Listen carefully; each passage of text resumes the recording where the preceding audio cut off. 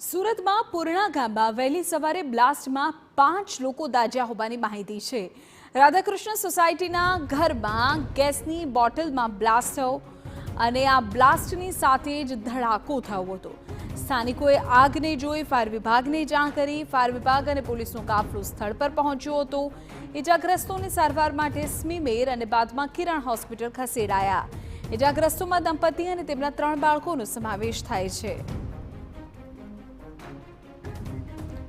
ઉલ્લેખનીય છે કે જેના ઘરમાં બ્લાસ્ટ થયો તે પરિવારનો મોભી ઓટો રિક્ષા ચાલક છે।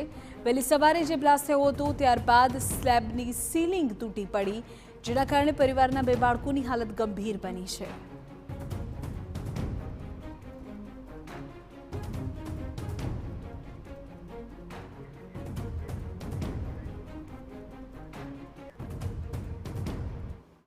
મકાનમાં સામેની સાઈડે 6:20 ની આજુબાજુમાં ધડાકો થયો એટલે બહાર નીકળીને જોયું ને 108 ને રિંગ કરીને બોલાવ્યા। 6 માણસને ઈજા થઈ ગયેલી છે।